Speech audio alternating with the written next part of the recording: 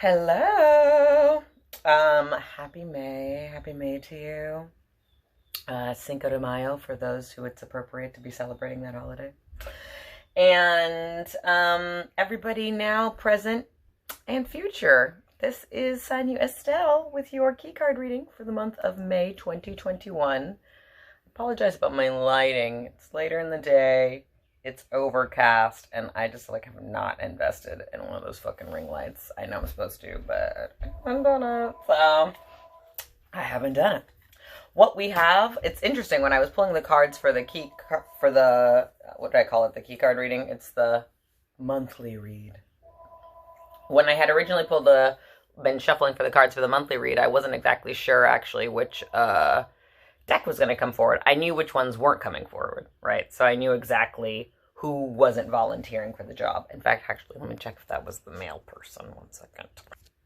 It was not the male person. Okay, so, I mean, already what I'm getting about the energy, I haven't turned over the cards yet. What I was going to say is I know what decks they weren't, right? Because I knew who wasn't coming forward. But both the I-Ching Oracle and the Threads of Fate, black and gold deck, have come through. Threads of Fate are on our concern and on our advantage version, and the I-Ching is in the center at our opportunity obstacle. So appropriate. So, excuse me. So, but before I turn these over, okay, and I'm sure it's going to come up anyway, I just want to say how this month is a lot about transmuting energy from what we don't prefer into what we do prefer, even if that means, especially when that means moving the energy for where it is not an open and welcome channel to where it is an open and welcome channel. So, that could be, I haven't gotten a response from this job, or that person left me on red, or I'm frustrated about not having a love life, or why does my family member have that issue, or why do I feel this way about myself? Have those energies, and then think about what you have to do that you're not particularly interested in doing, but that does not require a lot of your brain activity for you. That's different for everybody, right? And then do as many of those things every day that you have the energetic and mental capacity to do. So yesterday, that looked like for me channeling energy of why didn't this happen, or why did this happen, into sweeping. It was long overdue. I'm not even like a cleaning motherfucker, okay? Pisces, all right? I'm not out here sweeping on a weekly basis. God forgive me, okay? But I swept. I cleaned the bathroom. I organized my laundry. I moved things around so my room had more space. And I did the dishes. So that's how I channeled the energy yesterday. And I was still frustrated today. I still have frustrations. I still have to channel that energy. So today what I did is I did the laundry that I had set up yesterday. I am doing some spiritual work stuff that I've been needing to do, which is mind your business. And I also went to the grocery store, and I responded to somebody who I've been meaning to respond to for some time, and I have a few more emails to get to after this, and I'm here recording my motherfucking video experience of the monthly read. So, whatever we have to do that, and this is not mindless activity, but it is intellectualless activity, okay? Because what I pray to do before I even sit down and do a reading is to move out of my own way so that I can be the best conduit and channel for the information that everyone needs to receive, including myself. And if I move my negative ego out of the way, I have the neutral ego and the positive ego to to properly conduct and channel the information that comes forward. So, it's not always going to be about thinking your way through it. It's just not possible, motherfuckers. And honestly, if anything, we've stressed that mechanism out. Oh my God. I had to say all that so I could turn over the cards, okay? Because I'm turning them over with you. Concern, movement, and the snake. Oh, hi, Manny, looking so motherfucking cute. Still to this day, shout out to my nail bar.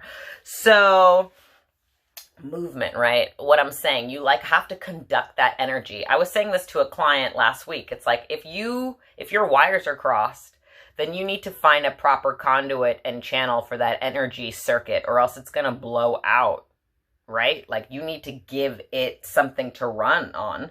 So run as in the river, not as in legs. Okay, we're not being ableist in this bitch. I looked up the etymology and I'm comfortable with that association, but I just need to clarify so you know I'm not being ableist. I digress. So, in fact, I don't. I needed to say that word from our sponsors. So movement is to say that like wherever the energy won't go or is not welcome, then you need to move it where it is. And that's the best way to maintain momentum and to optimize the fact that everything changes. And even though it might not always be changing in the ways that we prefer, it can change in the ways that are most in alignment, most lubricated, most connected, most sensical in the context of the experience. And there will always be a most sensical in the context of the experience. Even if it's atrocity, there will still be a most sensical in the context of experience, because sense is a spectrum. It's not just like some fucking plateau field that you get to and then you get to be like, special or whatever. No, it doesn't work like that. So it's a spectrum, and if you didn't know what a lot of sense was, you wouldn't know what a little sense was. So you need them both, basically. They define one another. And every point that is not in opposition, but opposite the thing in its spectrum is necessary to the other. That's why we even talk about, like, in the context of the circle astrological chart, that there are opposite signs, not because they're in opposition, but they're literally just fucking opposite each other in the context of the fact that we are spinning on a round globe, right? So the concern, we know, is the objective thing going on in general. There is a lot of movement. Hello, we're moving from Taurus ass to Gemini ass energy in May. We are going from earth to wind, so that's going to be erratic and volatile, but also natural. You know, we expect this. And we're also going from spring to summer, so we're getting into this quickening, and we want to be able to use this energy conductively. What, bitch? Yes, not even productively, ho. I said conductively. Get out of here, whatever that is. So, what is our opportunity obstacle? It is I-Ching number 19. I do not have these memorized, so I'm going to read it from the book, so just sit tight. Or loose. Whatever you want to do, okay? Number 19. Lin, the approach. Above earth, below lake. The earth above the lake. Approach and be welcomed. Earth gives shape to the lake, forming its boundaries and enabling it to deepen. When one is in need of guidance, approach those who embody both depth of wisdom and breadth of knowledge. Such a sage welcomes all sincere seekers without condensation or judgment. Okay. First of all, okay, I stand by the philosophy, the ontological philosophy, that it takes all kinds. Meaning everything that's in existence has a right to be here. That's why existence has co-signed it. And you have no ability to say otherwise, because you only know who you are and what you are in context to what you know you are not. And what you dislike is what you know you are not, or what you hope you are not, or what you imagine you are not. And so that's so funny. Whatever I was saying, that went away. But I'm sure I made the point I needed to make, because that's how shit works. So let me just go back and read this again, because I was like, what did it even say? Right. Okay. So, enabling deepen, one guidance approach. Okay. So, okay. Put aside what I just said, because I feel like I finished that thought. But let me continue with this principle. As the opportunity obstacle, it's like everything is what it needs to be, right? So, one, learn from everything. That's number one. Like, understand that wisdom comes from existence itself, which is everything. So do not make anything outside of everything. The shit you don't like is also everything. The shit you don't like is also existence. The shit you don't like is also wisdom from its own perspective. The shit that you don't like is also knowledge, breath of knowledge from its own perspective. Now, when people say, when the I-Ching says that you can trust, like a trustworthy person trusts those who trust, and a trustworthy person trusts those who distrust, or a trustworthy person trusts those who are trustful, and or trustworthy. A trustworthy person trusts people who are trustworthy, and a trustworthy person also trusts people who are distrustworthy. That's what makes them trustworthy. That the behavior is consistent regardless of the context. Or as Bashar would say, circumstances don't matter, only state of being matters. So for that reason, like, you can trust someone who doesn't show up to not show up. That is trusting what they do. And you can know that in a neutral enough state to appreciate what existence is informing you. Existence is informing you about the particular right timing of that arrangement, or the rightness of that individual in the arrangement and context to you. But, you know, negative synchronicity, as we talk about in the Doing the Most here in our cards and channeling moments, in which I've shared with you, the synchronicity marker, which I've shared with everybody. Negative synchronicity is informing you, its existence having a conversation with you about what is not appropriate. So, like, for that moment, for the individuals involved, for any minutia of reasons. So you can trust a negative synchronicity. You can trust someone who is distrustworthy to inform you of what you need to know about going in your own direction and going forward and movement, right? So, but at the same time, also, why not seek out those and go towards those who allow you the opportunity to know yourself in alignment and in era without derision, you know? Which doesn't mean that shit doesn't come hard at you, because, like, what we know about masters, especially Taoist masters and shit, is, like, they would make sure you knew that your body that your mind and your body were separate things, and they would let you know that by letting you know what the fuck the body was, you know? They would be putting you through motions and stuff, motherfucker. But at the same time, you know, the point is that they did not deny or deride your... My bad, I had to delete storage from my phone, whatever. I mean, so what I was saying was, like, a teacher who is wise and knowledgeable and who welcomes you, it may not make things easy on you or seem soft, because they aren't. But they are not going to deride you or make you feel incompetent because you don't know stuff. And that's a delicate art, I have to say, because people will decide that you are making them feel incompetent, even if you're just telling them a lot of stuff that they don't know.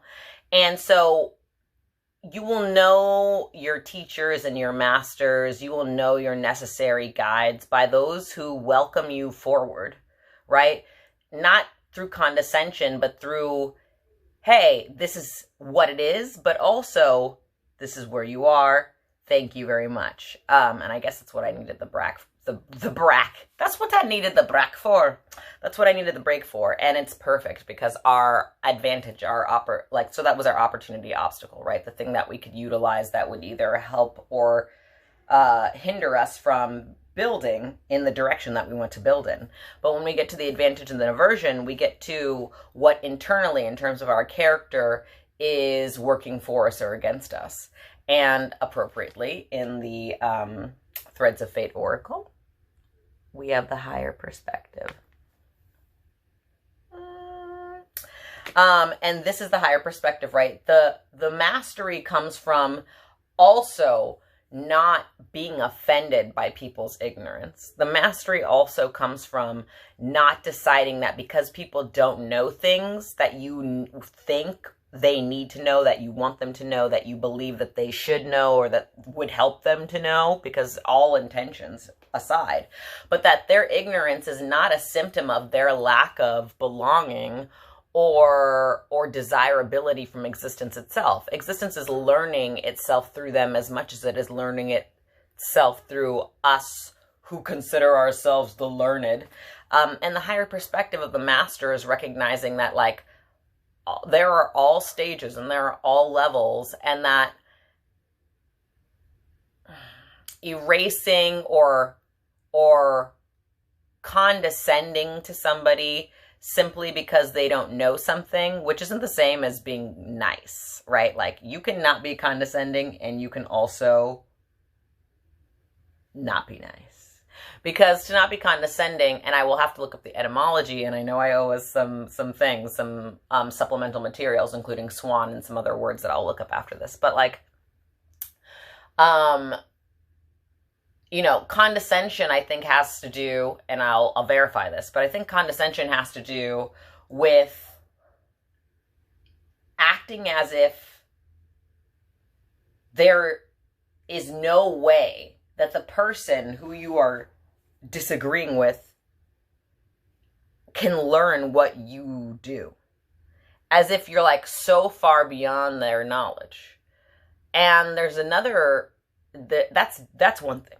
And then it's another thing to be extremely informative in your critique of people because you want them to really understand the like layers and the depth of the ignorance that they're coming from. And so maybe you're trying to cover as much ground as humanly possible in that moment. And so the higher perspective is both allowing for people's ignorance and then taking that further, not only being like, oh, you're just ignorant, but if they maintain that ignorance and if they keep that ignorance, allowing for that shit too. Look, like, I've said this so many times over the years in many different readings, but, like, there are benevolent tyrants, okay? Like, if you're gonna force behavior on people because you think or know that it's good for them ultimately, but if they don't understand that for themselves, then there's not a strong difference between the totalitarianism of someone who uses negative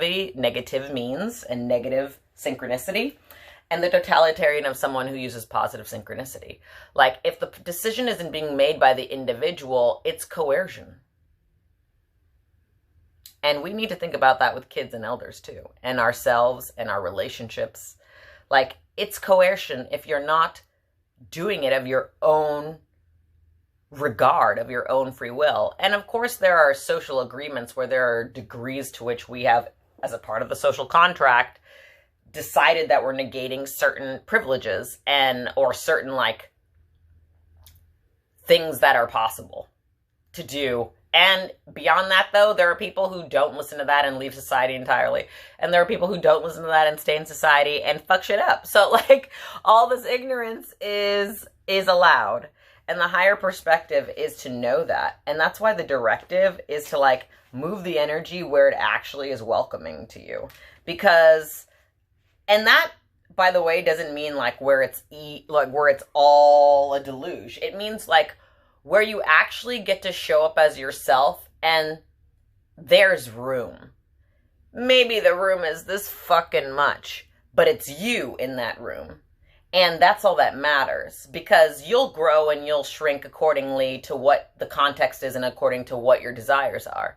But, like, if there's room for you as you are to yourself in the moment, that's enough. So I hope this assists us going in from Taurus to Gemini season. It's certainly assisted me. And I thank you for being with me, Patreon peeps. And I will talk to you at the end of the month for my cards and channeling group. And I'll drop a few more gems and notes and things that I've been wanting to drop in the Patreon. And I thank you so much. Ask questions below or whatever. Take care of yourselves. Bye.